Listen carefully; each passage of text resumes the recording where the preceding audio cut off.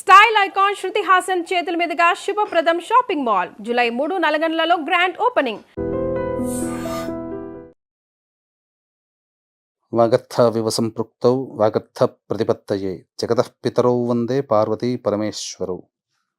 ఆదిత్యాయ చ సోమాయ మంగళాయ బుధాయ చ గురుశుక్ర శనిభ్యశ్చ రాహవే కేతవే నమః. శృంగేరి జగద్గురు పీఠాధిపతులకి, కంచి పీఠాధిపతులకి నమస్కారములు తెలియజేసుకుంటూ కార్యక్రమాన్ని ప్రారంభిద్దాం.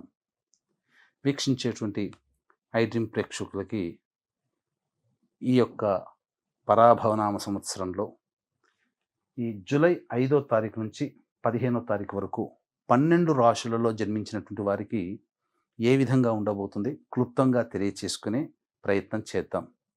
ముఖ్యంగా ఎన్నో అద్భుతాలతో కూడుకున్నటువంటి ఒక గొప్ప విషయాన్ని మీకోసమే తెలియచేస్తున్నాను. ఎందుకంటే ఇప్పుడున్నటువంటి అవకాశం మిస్ చేసుకున్నామా, మళ్ళీ 2053లో అటువంటి రోజు మనకు దొరుకుతుంది. ఆ 2053లో మిస్ చేసుకుంటే 2070లో మనకు దొరుకుతుంది. కాబట్టి వీక్షించేటువంటి ప్రేక్షకుల్లో ఈ 2053 వరకు ఎంతమంది మనం వచ్చే రోజున చూడగలుగుతాం, 2070లో వచ్చే రోజున చూడగలుగుతాం. కాబట్టి ఈ 2026 సంవత్సరంలో ఈ నెలలోనే జూలై మంత్లోనే ఒక అద్భుతమైనటువంటి సమస్త దోషాలని తొలగించి జాతకరీత్యా అపారమైనటువంటి శివానుగ్రహాన్ని ప్రసాదించే ఒక గొప్ప రోజు గురించి ఇందులో తెలియచేసుకుందాం. ఇక ఆలస్యం చేయకుండా రాశి ఫలాల్లోకి వెళ్ళిపోదామా. జూలై 5వ తారీఖు నుంచి 15వ తారీఖు వరకు కర్కాటక రాశిలో జన్మించినటువంటి వారికి ఏ విధంగా ఉండబోతుందో తెలుసుకునే ప్రయత్నం చేద్దాం.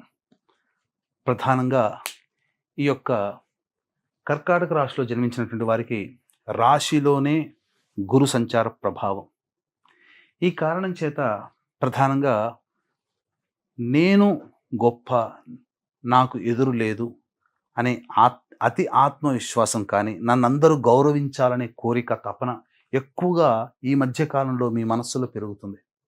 తప్పు లేదండి, అందరి చేత గౌరవించబడడం చాలా మంచిదే. కానీ అన్ని చోట్ల అది పనికిరాదు. కాబట్టి మనం ప్రధానంగా మన దగ్గర ఉన్నటువంటి జ్ఞానాన్ని ఇతరులకి పంచి తద్వారా గౌరవం పొందాలి. అనగా మీకు తెలిసిన ఏ విషయాన్నైనా కానీ మీరు 10 మందికి చెప్పి ఆ 10 మంది ద్వారా మీరు గౌరవ మర్యాదలు పొందే ప్రయత్నం చేయాలి తప్ప అందరూ మిమ్మల్ని వచ్చి ప్రయత్నం చేయాలన్న ఆలోచన మాత్రం విడనాడితే అద్భుతమైనటువంటి ఫలితాలు ఈ కర్కాటక రాశిలో జన్మించినటువంటి వాళ్ళు పొందుతారు. ఇది గుర్తుపెట్టుకోండి. ఇక రాశిలోనే బుధ సంచారము 7వ తారీఖు వరకు, అలాగే 7వ తారీఖు నుంచి బుధుడు మిథున రాశిలో సంచారం చేస్తుంటాడు. ఈ కారణం చేత ఇతరుల వల్ల సమస్యలు ఎక్కువగా వస్తాయి. సోదర సోదరీమణుల వల్లనే ఎక్కువగా చికాకులు పెరుగుతాయి. నమ్మకస్తులు, పరిచయస్తులు మోసం చేసే అవకాశం గోచరమవుతుంది. కాబట్టి ఎక్కువగా ప్రధానంగా డబ్బు విషయంలో మీరు జాగ్రత్తలు పాటించాలి. ఎవరికి డబ్బులు అప్పుగా ఇవ్వకండి, డబ్బు అప్పుగా తీసుకోకండి. మీకు అనుకూలత లేదు. ఇక శుక్రుడు అనుకూలంగా ఉన్నాడు. ద్వితీయ స్థాన సంచార ప్రభావం వలన ఈ యొక్క కర్కాటక రాశిలో జన్మించినటువంటి వాళ్ళకి దాంపత్య సౌఖ్య జీవనం బాగుంటుంది. కుటుంబంలో ఆనందంగా జీవిస్తారు. విలువైన వస్తువులు, ఆభరణాలు, దుస్తులు కొనుగోలు చేస్తారు. అన్ని విధాలుగా దాంపత్య జీవితంతో పాటుగా ప్రేమికుల మధ్య కూడా మంచి అనురాగమైన ప్రేమతో కూడుకున్న జీవితం కూడా ఉంటుంది. చక్కగా సౌఖ్యవంతమైన జీవితాన్ని పొందుతారు. అయితే ఈ అష్టమ రాహు ప్రభావం కొంత అనారోగ్య సూచనలు కలగజేయడం, విషజ్వరాల పాలిన పడడం అనేటువంటిది జరుగుతుంది. కాబట్టి జాగ్రత్తలు పాటించండి. శని 9వ స్థానంలో సంచారం చేస్తూ ప్రధానంగా ఈ యొక్క సంబంధించినటువంటి స్థితిగతులు, అనగా సాధారణమైనటువంటి ఇబ్బందులే ఎక్కువగా శని ప్రభావంలో కలుగుతాయి. అనగా కింది స్థాయి వాళ్ళు సహాయ సహకారాలు అందించకపోవడం లాంటివి జరుగుతాయి. కానీ లాభమందు కుజుడు అద్భుతమైనటువంటి విషయం. సంతానం, మీ యొక్క సంతానము పేరు ప్రతిష్టలు పొందడం అనేటువంటిది కర్కాటక రాశి వారిలో జన్మించిన వాళ్ళకి కలుగుతుంది. ప్రతిభ కనుబరుస్తారు సంతానం, తద్వారా మీకు పేరు ప్రఖ్యాతులు సంతానం వల్ల కలుగుతాయి. ఇక వ్యయస్థానంలో రవి బుధుల యొక్క సంచార ప్రభావం, ఇది అనుకూలత కాదు. ప్రభుత్వ పరంగా చలాన్లు కానీ, ట్యాక్సులు కానీ కట్టాల్సినటువంటి పరిస్థితి కర్కాటక రాశి వారికి ఏర్పడుతుంది. కాబట్టి జాగ్రత్తలు పాటించండి. ముఖ్యంగా విద్యార్థులు బాగా కష్టపడితే తప్ప ఫలితాలు పొందలేనటువంటి పరిస్థితి. కావున బాగా కష్టపడి ప్రయత్నం చేయండి. దైవానుగ్రహాన్ని పొందే ప్రయత్నం చేయండి. అలాగే వృత్తి, ఉద్యోగ, వ్యాపార రంగంలో ఉన్నటువంటి వాళ్ళు పెట్టుబడులు పెట్టకుండా ఉన్న వాటిలోనే కంటిన్యూ చేయండి. ఉద్యోగస్తులు మరీ చెబుతున్నానండి.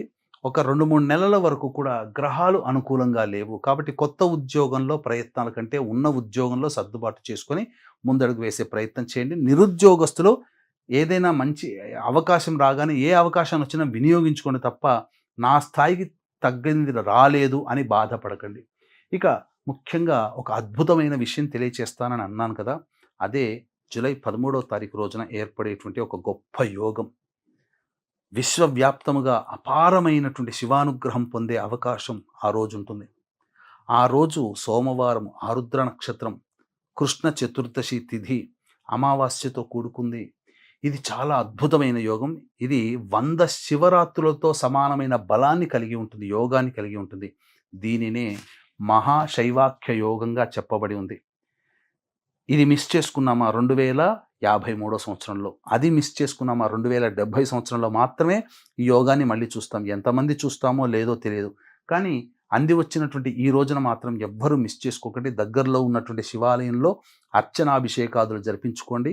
ఇది మంచి రోజు కాబట్టే, అద్భుతమైనటువంటి యోగము కలుగుతుంది కాబట్టి దీన్ని దృష్టిలో పెట్టుకొని మన పీఠమాధ్వర్యంలో అరుణాచల క్షేత్రంలో కానీ, శ్రీకాళహస్తీశ్వర క్షేత్రంలో కానీ మీ జాతకరీత్యా కలుగు విద్య, వివాహ, ఉద్యోగ, దాంపత్య, అనారోగ్య సమస్యల నివారణకి, అలాగే మేష, మిథున, కర్కాటక, సింహ, కన్య, వృశ్చిక, ధనస్సు, కుంభ, మీన రాశిలో జన్మించినటువంటి వారికి శనీశ్వర హోమంతో పాటుగా నవగ్రహాల యొక్క అనుగ్రహం సంపూర్ణంగా ఉండడం కోసం నవగ్రహ పాశుపత హోమం, ఆరోగ్యం కోసం మృత్యుంజయ హోమం, సమస్యల నివారణకి సుదర్శన హోమము, సరస్వతి అనుగ్రహ ప్రాప్తి కోసం, విద్యార్థుల కోసం సరస్వతి దక్షిణామూర్తి హోమాదులు జరిపించి కరుంగలి మాల ఇవ్వడం జరుగుతుంది. అవకాశం ఉన్నటువంటి వాళ్ళు వీలైనంత త్వరగా ఈ కార్యక్రమంలో నమోదు చేసుకునే ప్రయత్నం చేయండి.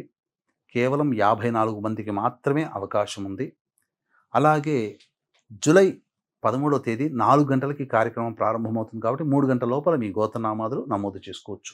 ఇక గమనించుకున్నట్లయితే తేదీ రోజుల వారీగా మనం చెప్పుకోదలిస్తే 5, 6 తేదీల్లో ఆరోగ్యం పట్ల శ్రద్ధ వహించాలి. ఖర్చులు అధికంగా ఉంటాయి. మానసిక ప్రశాంతత లోపిస్తుంది. ఏ నిర్ణయం తీసుకోలేకపోతారు. 7, 8 తేదీలో గనక గమనించుకున్నట్లయితే ప్రధానంగా న్యాయ సంబంధమైన విషయాలు చర్చకు వస్తాయి. ఆస్తి తగాదాలు చర్చకు వస్తాయి. అలాగే మీ సంతానం పట్ల ఖర్చులు ఎక్కువగా అవుతాయి. సమస్యలు, సంతానంతో విభేదాలు ఎక్కువగా అవుతాయి కాబట్టి జాగ్రత్తలు పాటించండి. మీ ఆరోగ్యం పట్ల శ్రద్ధ వహించాలి. ఇక 9, 10, 11, 12 ఈ తేదీలలో చేస్తున్నటువంటి వృత్తి, ఉద్యోగ, వ్యాపారాలలో ఊహించని విధంగా లాభసాటిగా ఉంటుంది. పేరు ప్రఖ్యాతులు పెరుగుతాయి. ఖర్చు కంటే ఆదాయం ఎక్కువగా ఉంటుంది. అన్ని సమస్యల్ని పరిష్కరించుకోగలుగుతారు. సంతోషంగా గడుపుతారు. 13, 14 తేదీల్లో మాత్రం ప్రభుత్వపరమైనటువంటి చలాన్లు కట్టే అవకాశం ఉంటుంది. అలాగే ప్రధానంగా ఖర్చులు అధికంగా ఉంటాయి. ఊహించిన దానికంటే ఎక్కువ సమస్యలు ఎదుర్కోవాల్సి వస్తుంది.